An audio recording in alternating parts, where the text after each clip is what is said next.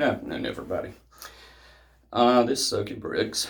I'm coming to you from my house, actually inside of my military room that we have here in our house. We also call this our war room for a couple reasons.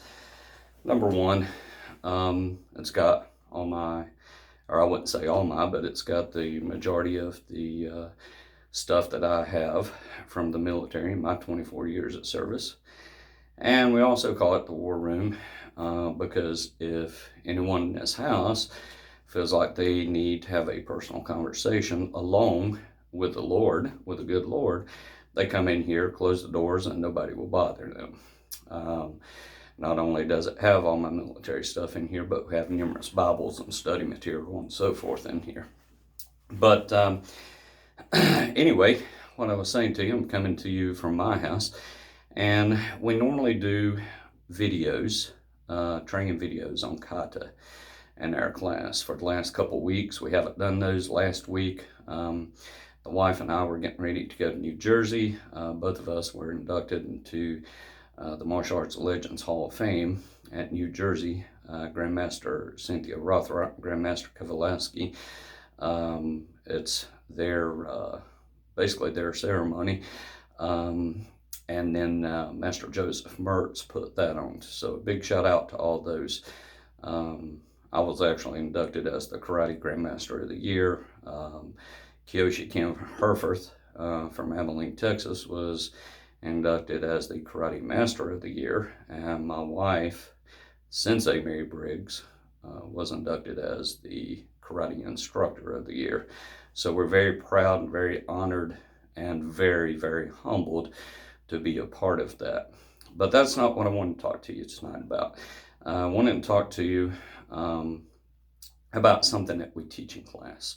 And we try to do a instructional type video once a week. And like I said, we started doing katas and going over those, but last week we weren't able to do it because of the trip we had to make, and this week it's just been really busy. As a matter of fact, we're not having class tonight because of Halloween night. But there's other things that we teach besides kata in Kidokime-ryu Karate-do. We teach a lot of the concepts of Funagachi Sensei that he taught. We teach a traditional Japanese American style, but we do have a modern twist to it by the way we fight and so forth. But all of our kata are Shotokan kata. Well, probably 95% of our kata are Shotokan kata that we do. But tonight I want to talk to you about something else. I want to talk to you about our training hall maxims. If you go in any Kidokime-ryu Karate-do class, the instructors there will teach and talk to you about training hall maxims. Training hall, obviously, is that's a place that we train. The Japanese term for it is dojo. And maxims is basically a code of conduct that we believe in. And we have 5 training hall maxims. And I want to go over each one of those 5 with you and tell you what it should mean to a student and what it should mean as an instructor, because everyone that is involved in Kidokime-ryu, those maxims applies to them.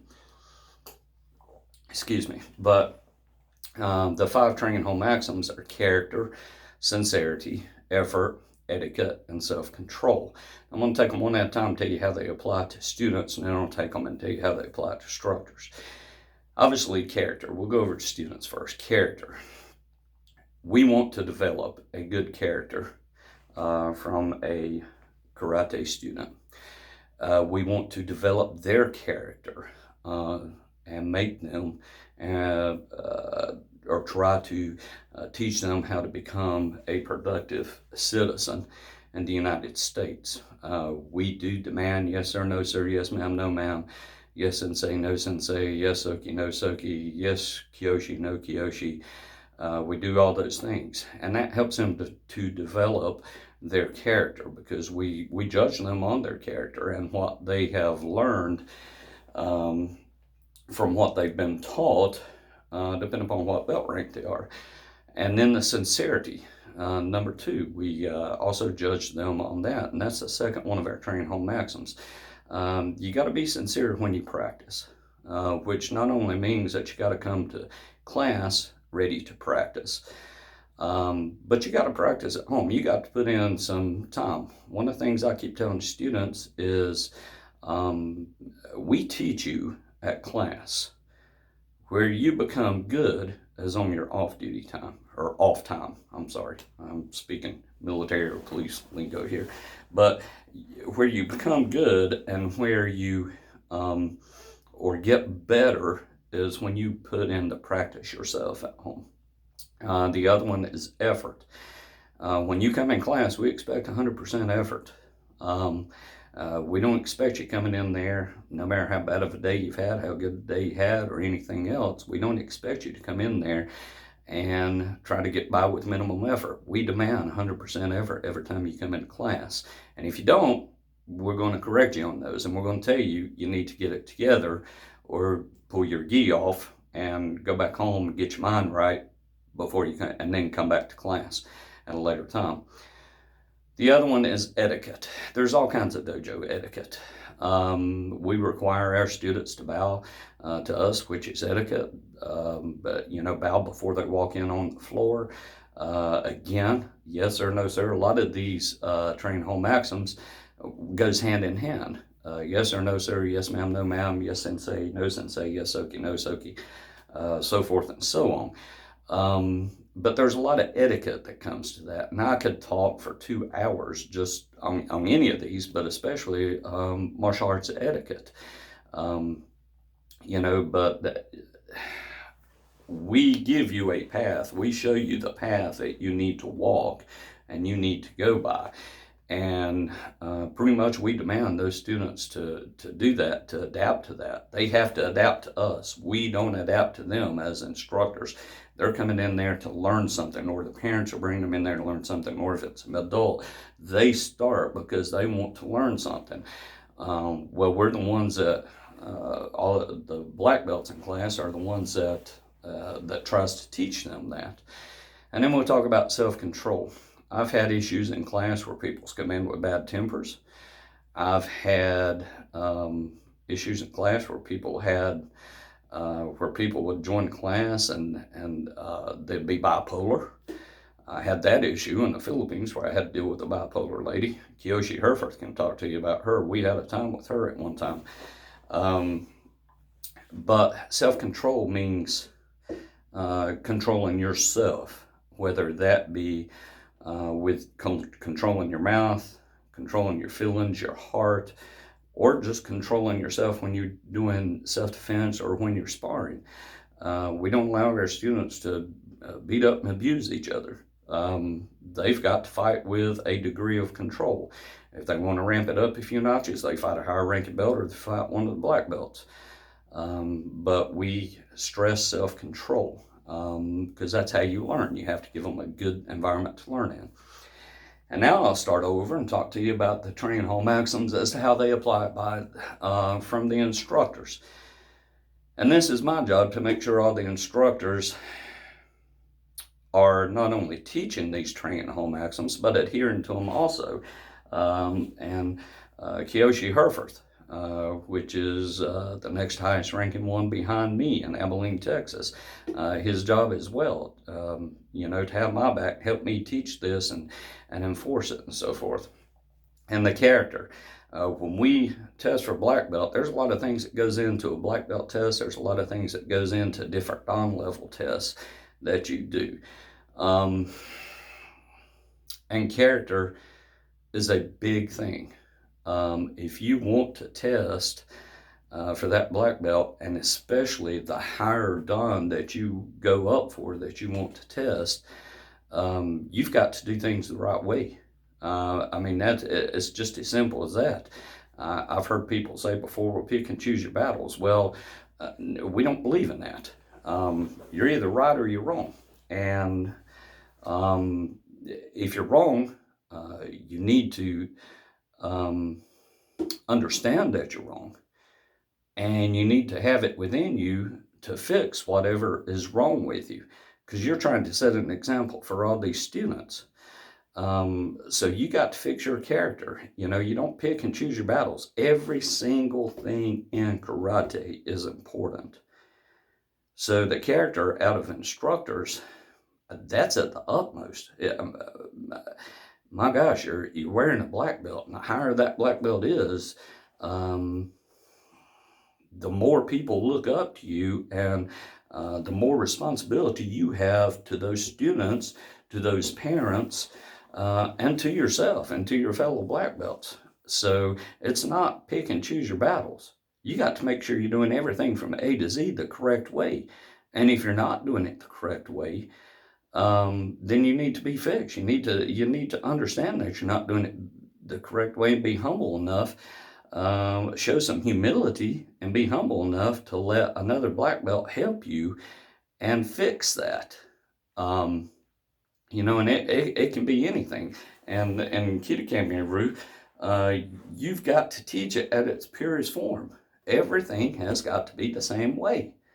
You know, for instance, and this goes hand in hand in etiquette.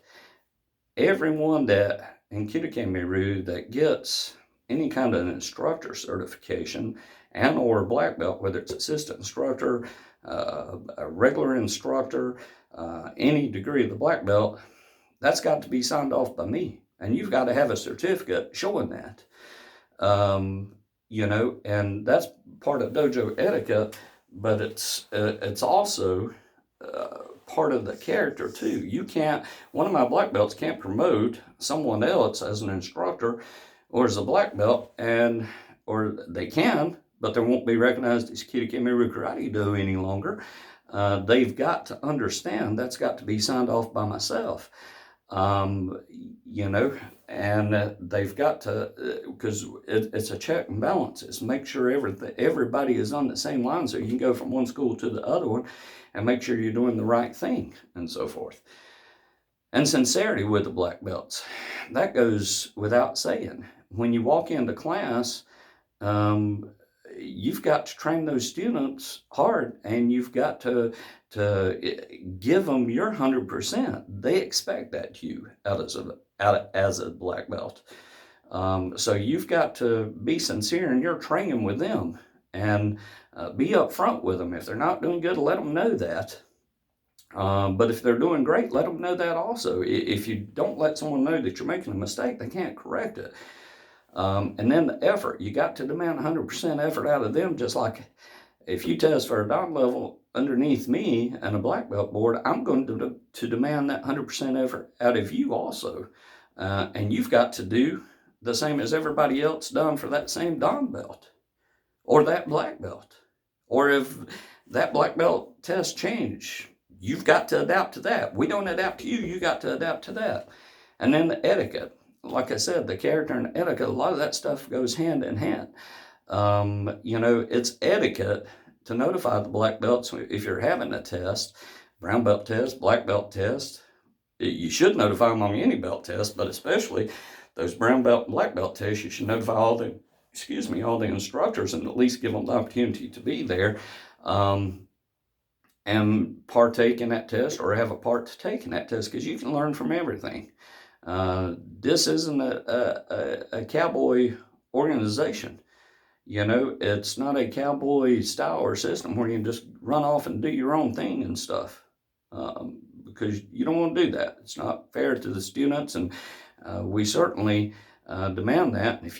And you've got to follow those rules. And then self-control. As a black belt, you got to have self-control. You can't be out there and as an instructor, and you're going to have some bad nights, and you're going to have some students that's just maybe rubbing you the wrong way, that's not giving 100%, that's goofing off in class or something like that. Well, you got to have some self-control with them. Now, I'm a former drill instructor in the military, and if they're messing up, I'm going to get in your case. And I've been accused before, and I've had some people be like, well, this is like going through basic training in here. You know what? You're not getting anything. I've never abused any of my students. It's just I've got a very high standard, and I demand the most out of them. And if I get that by talking nicely and showing you and you working hard, then I'll get it that way. If I have to make you do push-ups till I get tired of watching you, um, or start shouting out commands or something, we can do that. But it's all in a controlled environment, and also when you spar. So anyway, I hope everyone learns something from this, and it's a good informative video for all the parents, for other students, all the black belts.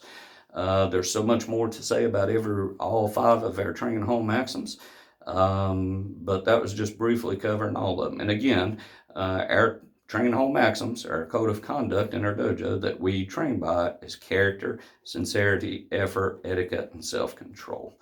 And I hope to talk to y'all and see you all again soon. Os.